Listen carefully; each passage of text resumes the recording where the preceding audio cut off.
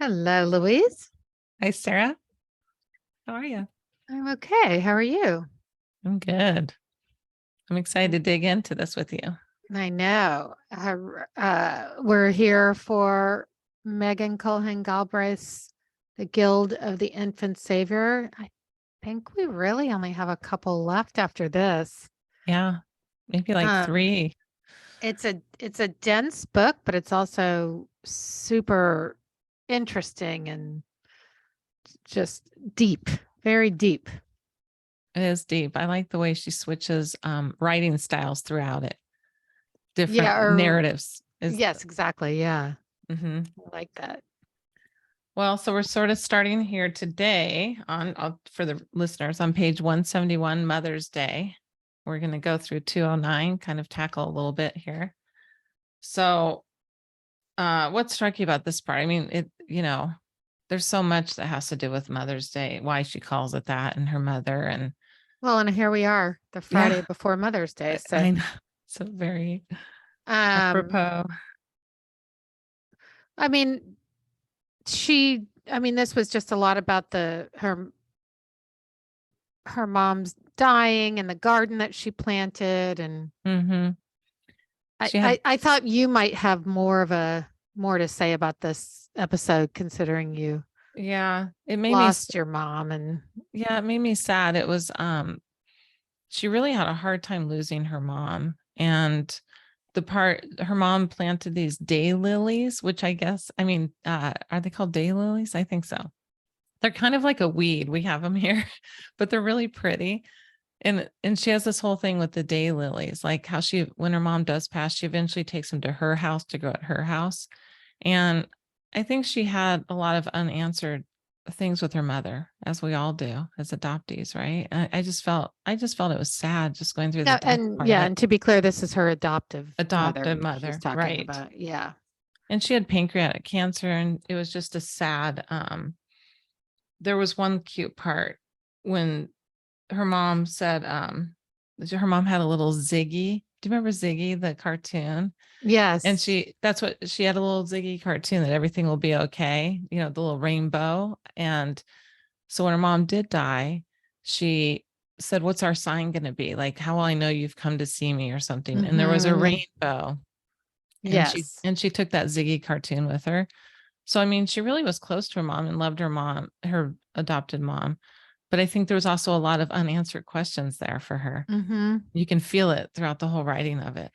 And I think she says at one point that her mom came from the silent generation. So that is that is our parents' era. They were the silent generation. So my mom used to do that. Kind of that, like, okay, I guess I didn't ask a question.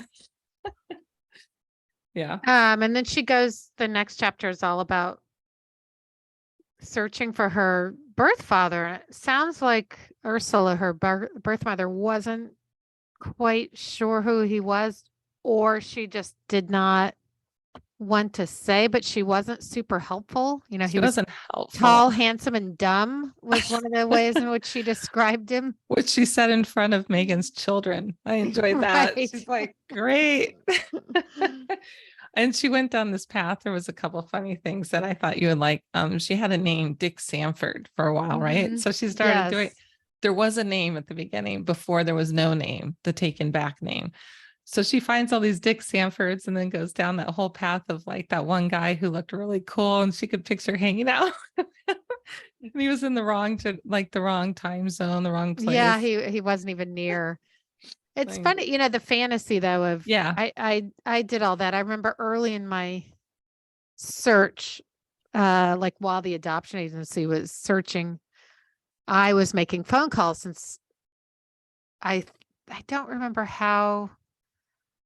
what led me down this path, but I was just going through the phone book in New York, and then someone said, "Oh, I think that's an Astor." Someone from the, I think I've talked about this before on the podcast. So and then, the fantasies that ensued from, like, that could be me. That's yes. And then she writes, what I do like is she also writes letters to her hypothetical father, what she would send. And the one guy, she kind of thought maybe was him because he looks like her son's. She kind of narrowed down. So she writes all these letters, which, you can see all of us stressing, like, how am I going to write this? I've written that letter. You've written that letter. We've all written these letters of just trying to say who we are and accept me type of thing. So she gives the different. I did write one of those letters. You didn't write them, Louise. No. To anybody. I don't know. I've written some, but it's like, please accept me, right? But also, here are the facts. I don't want anything, the whole thing. Right. I don't want anything that has to, that is a common theme when adoptees are searching. I've said that we have to say that. Yeah. I've written it a few times. And so at the end of that, I like how she wrote, well, was he my father? I'll never know because I can't write a letter to my dead dad and expect a reply, because the one guy she thinks might be is dead. And it's like, yeah. So she it's just this unanswered, vague. I did like this that I highlighted. Partially because just the way in which my relationship with my adoptive father, but it says, the paragraph says, the impact of a father on a girl's life is profound and well documented. If the relationship was based on emotional or physical abuse or was non-existent to begin with, people will accuse a girl of having daddy issues. The term applies as a basic and derogatory catch-all about women who try to claim their sexuality. Girls with daddy issues, according to the male fantasy, are easy conquests. It is also a classic double bind and a version of the Madonna whore complex. Mm-hmm. There's a saying, absent fathers make nuts and sluts. I'm glad you read that. I have a big circle. She says, I'm furious at the double standard and systemic misogyny leveled at women who surrender their children, but not at fathers who outright abandon the women they've impregnated. That's right. Outright abandon them. Mm-hmm. Gosh. They don't get any slack for that, I still hear it all the time. I mean, they get a lot of slack for that, is what I'm trying to say. I spoke to someone recently who told me about someone else and said, oh, she has such daddy issues. And I was thinking, can we not do this to women, please? It's just not a way to sum up trauma that people have been through. Yeah. Right. Agreed. It was great what you wrote. All right. Well, then the next part. This was a really intense chapter. The girl, the garden, and the key. And it's all about the false self and she just goes through this. It's a great essay. It's great. It really is a standalone essay. I was going to say that. I think it's almost the most poignant part of the book. It's like its own work, isn't it? Yeah, it's a standalone essay for sure. She does this whole thing where the false self has the different people in her life are like the first mother, the first prince, like describing. So she talks about she's the false self through the whole thing until the end, but it's until the end when she becomes her true self. Well, just some of the highlighted things. Yeah. She thought first prince had saved her. False self wasn't exactly sure she needed to be saved, but at the same time, she feared being alone. She busied herself pleasing others, her bosses, her mother-in-law, her family, only father, first prince, and society's expectations. She was hiding bits of herself from him, her deepest thoughts and desires. She kept those in the secret walled garden inside of herself. It was a place she'd go to be alone, and she got upset when he tried to follow her there. I had just written in this book of essays that I'm writing, I just wrote a couple weeks ago in the story about there's a secret place that I have always gone. That's been my safe place my whole life. Like I just tune out and go there. Into it. And it's the key to your garden. She captures it. I mean, I thought actually about you a lot in this whole section. I mean, this line right here after what you read, after many years, she realized she abandoned herself. Yeah, I had that highlighted too. Yeah, she becomes the perfect Martha Stewart, the mom, the breadwinner, everything. I never did any of those things, but no, but she threw away for someone else's dreams, right? Like not being authentic to herself and not knowing who she was. Maybe that's part of it too, because we put on these chameleon, faces. It's survival techniques, like how you figure out what somebody wants and then you adapt yourself to that. It's kind of the safest way to survive, right? Until you know better is it's another level of imposter syndrome. Yeah, imposter syndrome. This part about work also struck me because she said she had friends she liked to go out with. Where are you at? What page? I'm on page 201. I know it's a long section, but I just was going after what you just said. False self was excellent at hiding in plain sight. I thought that was just cool. She excelled at her jobs as the voice of college presidents and chancellors, spending years mastering and mirroring their speech patterns so she could write convincingly in their voice, so she could gain prestige, raise more money, and be the experts in their fields.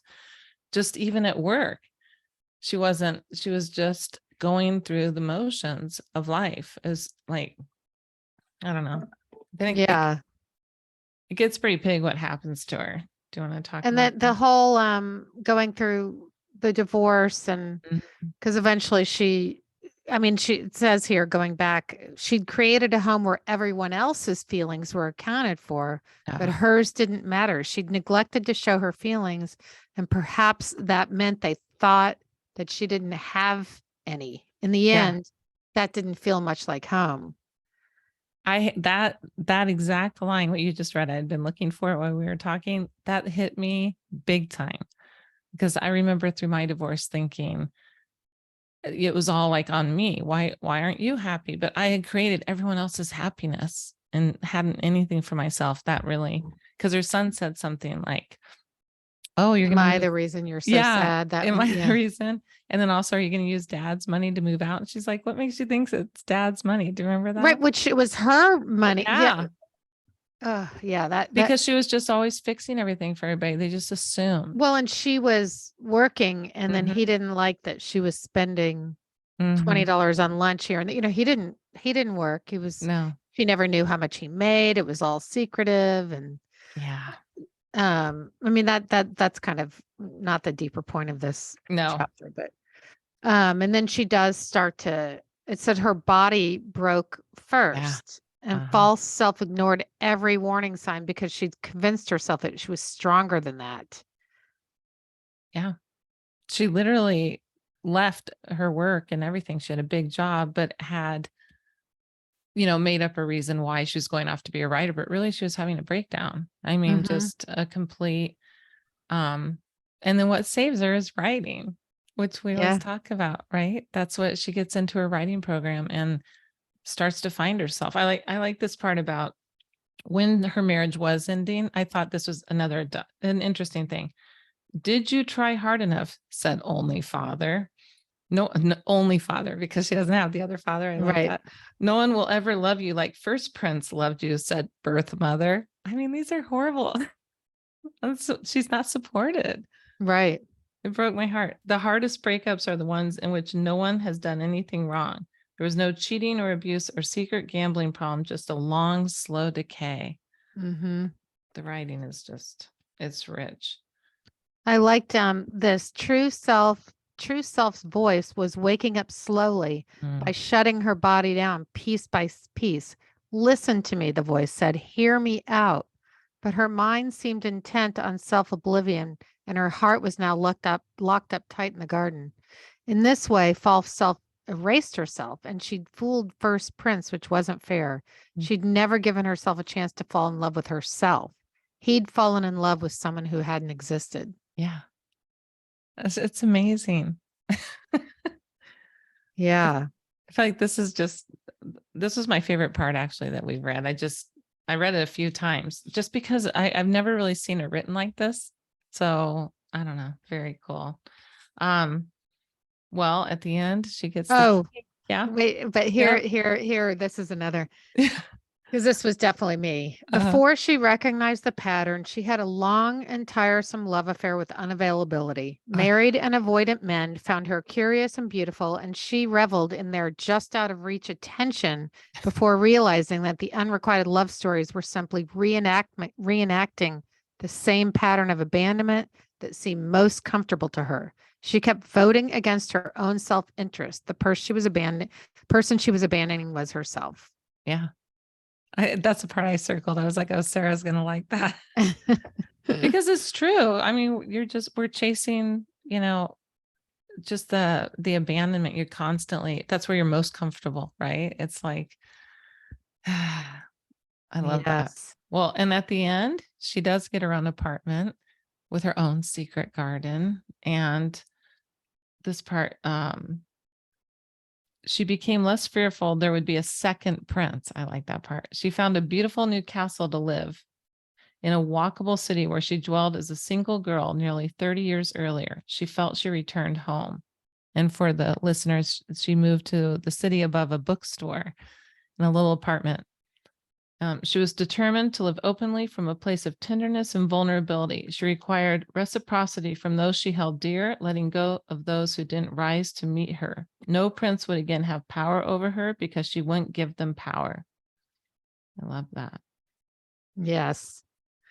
And I am now looking through here and I'm wondering if we have one or two more. I guess we have two more. I'm thinking two more. Yeah. Two more. Yes. And then we have an exciting season finale, which we will talk about in the next couple of episodes. Yeah, we really do. And we have a really, really cool guest, don't we, Sarah? Yes, we do. We're excited to introduce him. We are. Okay. See you soon.